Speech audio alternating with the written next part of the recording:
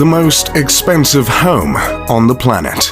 In the inner city of Mumbai, India, not far from the poverty-stricken slums, on the renowned Altamont Road, stands Antilla, the most expensive home ever created. This home ascends 27 stories, stretching 568 feet high, granting the massive structure with prime views of the Arabian Sea. In technical terms, the home is the second most expensive residential property in the world, considering Buckingham Palace is worth around $5 billion.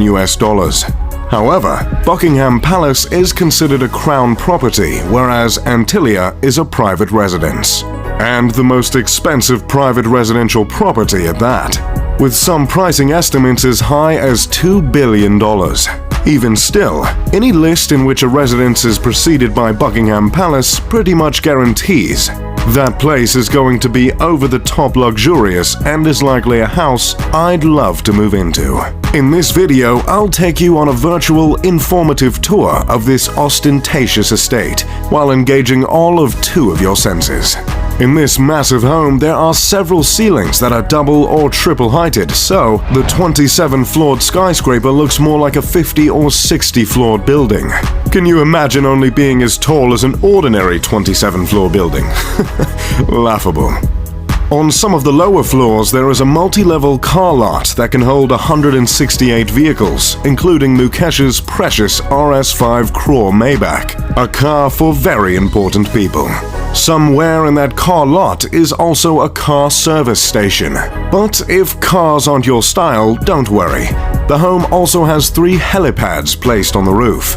Few things say billionaire like more than one helipad on the roof. Both the private car lot and helipads are violations of residential bylaws in Mumbai, but from what we can tell, no one has forced the billionaire's hand to make any changes. Above the car lot, you'll find an extravagant lobby composed of 9 elevators. Further up is a 2-story recreation center with a lap pool, a gym, a juice bar, a dance studio, and a yoga studio. Floors like these are how Jeff Bezos transformed his I sell books body to his I sell what I want physique. As you continue to ascend, you will eventually run into a spa and a ballroom. The ballroom is adorned with multiple crystal chandeliers that cover 80% of the ceiling, leaving a shameful 20% exposed and unadorned. To capitalize on the entertainment focus areas of the home, there's a movie theater that sits 50 viewers. There are multiple balconies and terraces with luscious gardens hanging over the sleek facade along the home. The vegetation attached to the sides of the building are meant to absorb sunlight in order to keep the interior as cool as possible. Hopefully that touch can put a dent in what must be a monstrous electricity bill. As if all this luxury wasn't enough of an escape from the hot, busy streets of Mumbai, the home comes fitted with an ice room equipped with a snow generator, meant to mimic a winter wonderland, a creative addition rivaled only by the likes of Willy Wonka. The immaculate structure was designed by architects Perkins & Will out of Chicago, and the interior design was overseen by an Australian company called Lighton Holdings. While the 400,000 square foot building is home to just 6, it's also meant to make room for a staff of 600 cooks, cleaners, and security personnel. So that makes the size of the mansion less excessive, right? I double-checked that stat, by the way, and I can confirm 100 staff per family member. The building is named after a legendary island, also called the Isle of the Seven Cities. The tale of this island originates from an old Liberian legend in which bishops fleeing from the Muslim conquest of Hispania escaped to an island and created 7 settlements there.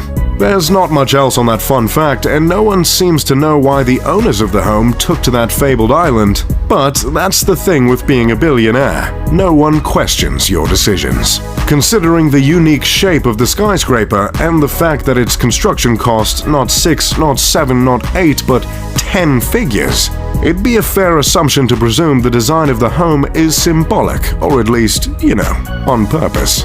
And that assumption would be correct. This incredible structure was meticulously crafted with Hindi influence and generously laced with religious symbolism. Within the 27 stories, there are 6 sections of the home that are meant to reflect earth, water, fire, air, sound, and light. These elements were placed from bottom to top as to mimic not Nickelodeon's Avatar: The Last Airbender, but the ascension to enlightenment. Throughout the mansion there are two reoccurring motifs: the sun and the lotus. These symbols are meant to represent rebirth. The materials used to stand for these themes include marble, crystal, and none other than mother of pearl. There is a temple in the home in which the family of 6 goes to pray regularly. There are many statues of Hindu deities throughout the home, including the Hindu god Ganesh, revered as the remover of obstacles, and Shiva, the Hindu deity who destroys to make way for new creation. Along with religious themes and the motifs of lotus and sun, the house is said to have been inspired by the Atlantic Ocean. The owner of the $2 billion home is Mukesh Ambani, a petroleum titan, chairman of Reliance Industries and, surprise surprise, the richest man in India. Mukesh is responsible for 1/5 of India's exports, which is absolutely outrageous considering India makes up for 1/3 of the Earth's population. Mukesh's father created a business that turned into the world's biggest producer of polyester fibers and yarns. Mukesh multiplied his inheritance many times over to become one of the richest men in all of Asia. For years, Mukesh was a member of the top 10 richest people in the world, and during one surge in India's stock market in 2007, he was believed to be the richest man on the planet. But as of recently, he sits comfortably at the 20th spot. Mukesh is worth $40.1 billion and is 61 years old. Did someone ask for a list of the richest people on the planet? Okay, here it is. Number 1. Jeff Bezos, Amazon. Number 2. Bill Gates, Microsoft. Number 3. Warren Buffett, Berkshire Hathaway. Number 4. Bernard Arnault, Louis Vuitton. Number 5. Amancio Ortega, Zara. Number 6. Carlos Slim Helou and family. Number 7. Mark Zuckerberg, Facebook. Number 8. Larry Ellison, Oracle. Number 9. Larry Page, Alphabet, co-founder of Google. Number 10. Charles Koch, Koch Industries. Number 11. David Koch, you guessed it, Koch Industries. Number 12. Sergey Brin, Google. Number 13. Michael Bloomberg, Bloomberg. Number 14. Ma Huateng, Tencent Holdings. Number 15. Jim Walton, Walmart. Number 16. Rob Walton, Walmart. Number 17. Alice Walton, Walmart. Number 18. Steve Ballmer, Microsoft. Number 19. Francois Bettencourt Myers and family, L'Oreal. Number 20. And our guy, Mukesh Ambani. As you might have noticed from the list, Mukesh is one of only 2 individuals from Asia to earn a spot on the list. Mumbai is the commercial capital of India and is also called the city that never sleeps, because I guess they didn't know that slogan was already taken. This city is also home to the entertainment industry in India, so it's commonly known as Bollywood, yet another thing they ripped from the United States.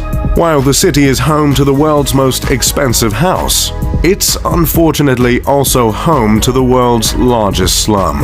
The popular film Slumdog Millionaire was set in Mumbai. The public reception of the house's creation has been harsh at best. I believe offending neighbors comes standard when you're creating a home worth over $1 billion. But there is certainly warrant for any offense taken in this particular case, I must admit. While the house was built on the richest stripe of land in the city, it's hard to not notice the contrast in a city like Mumbai, with such depths of poverty just blocks away. Gyan Prakash told the New York Times in 2010 that the home is in a way reflective of how the rich are turning their faces away from the city. In Mumbai, 40% of children under the age of 5 are underweight. The gap between the rich and the poor is as stark and vast here as any other place in the world.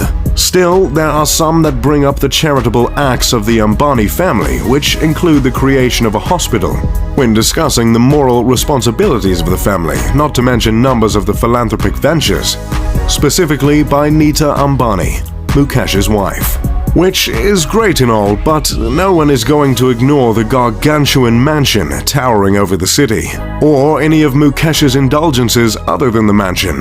Years before the creation of Antilla, Mukesh bought his wife an Airbus for her birthday for $60 million. He had the passenger jumbo jet refitted with a living room, a bedroom, satellite TV, a sky bar, and a spa. Unlike most families worth billions, the Ambani family owns just the one home as opposed to the expected several around the globe. Initially, the family shared a house with Mukesh's mother and brothers. But after Mukesh's father passed away of a stroke, he decided to break the bank on the 400,000 square foot home.